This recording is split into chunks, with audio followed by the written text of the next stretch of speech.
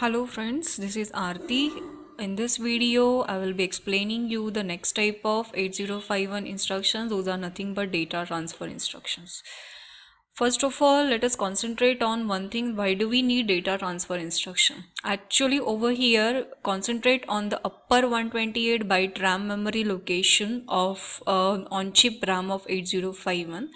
The upper 128 byte RAM, which can be accessed with the help of indirect addressing mode pointed by 82 FFH. Over there, SFR are also available in the upper 128 byte of RAM, which can be accessed with the help of direct addressing only. So if the transferring of data is to be done between this SFR and the on-chip RAM, and if the transfer of data is between the internal and external RAM, over there we can make use of data transfer instructions. Now in this table, different data transfer instructions are listed out. Over here, these can be broadly categorized depending upon whether the data transfer is between the simple data, whether it's related to the code byte, whether move C instruction is used. If the data transfer is related to the external RAM, over there move X instruction can be used. If it's related to the stack pointer, then push and pop instructions can be used.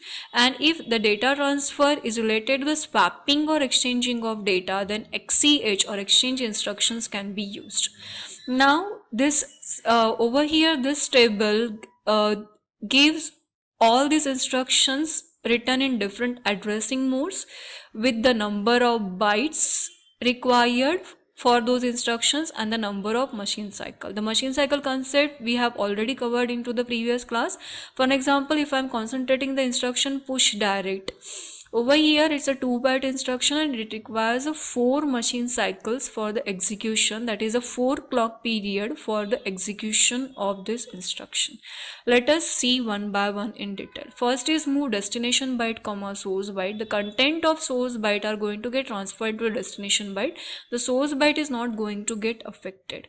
No flags registers are also going to get affected. Over here, these are the few examples of these instructions written into the indirect or direct addressing mode, like move dptr comma hash data 16. Over here, dptr can act as a pointer for the 16-bit memory location.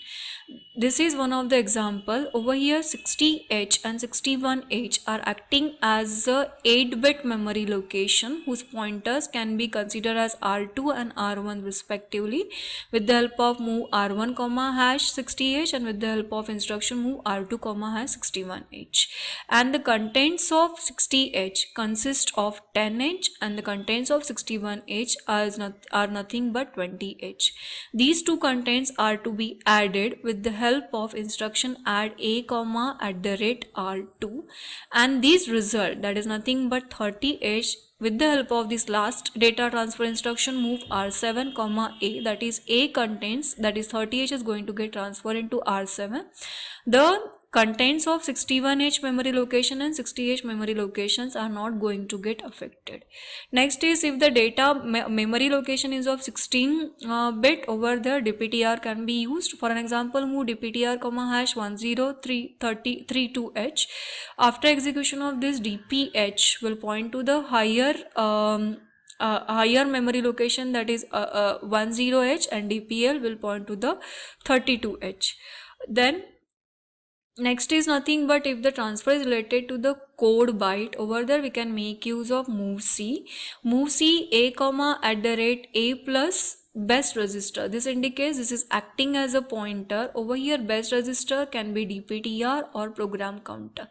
Now if program counter is used as a best register, we should remember one thing, that before execution of this instruction, before adding this program counter contents to the accumulator, the PC should be incremented by 1 and the no flags are going to get affected. Next is nothing but if the data transfer is related to the external memory location, we can make use of move x instruction like move x destination byte comma source byte. These are the few examples of that, like move x at the rate ri comma a, the contents of accumulator are going to get transferred to the memory location which is 8-bit and whose pointer is acting as any of the general purpose register, normally r1 and r2.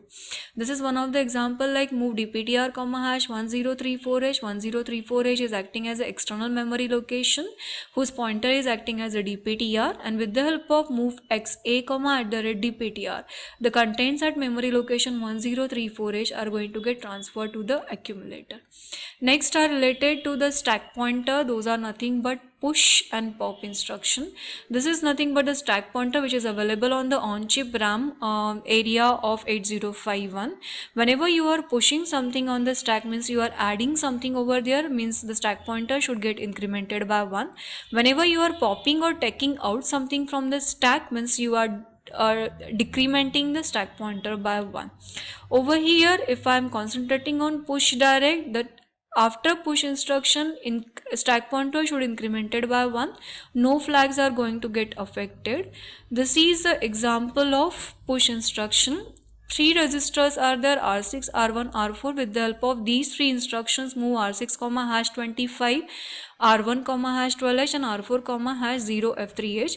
This immediate data are going to get stored into these R6, R1 and R4. Let us consider the stack pointer. It's always by default indicated by 07h memory location. After first push instruction, it will incremented by 1, it will point to the 08 and content of R6 will get transferred to the 25. After third push instruction, it will point to the memory location 0h and contents of R4 F3 is going to get transferred into the stack pointer. Likewise, that whenever pop instruction is there, the stack pointer should get decremented by 1 and no flags are going to get affected. This is one of the example.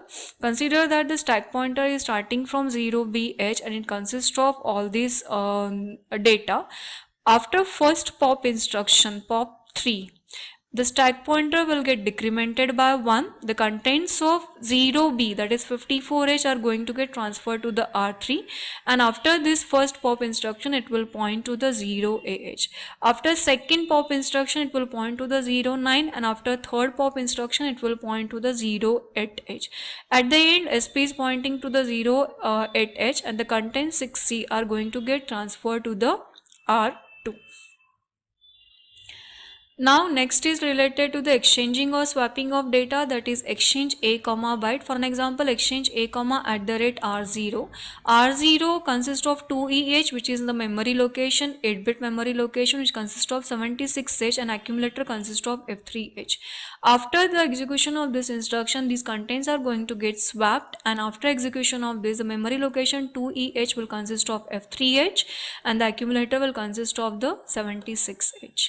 If the exchanging or transferring of data or swapping of the data is to be done at the lower nibble only, instead of using only XCH, XCHD a comma at the rate RI instruction can be used. Over here again the same example, if we consider the 76H and the 2EH consist of F3H. After exchange D a comma at the rate R0, what will happen?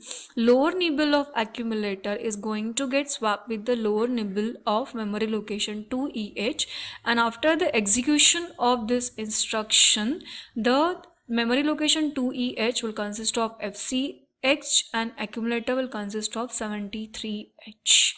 Over here we are finished with the different data transfer instructions of 8051. In the next video we will go for the next type of instruction of 8051. Thank you.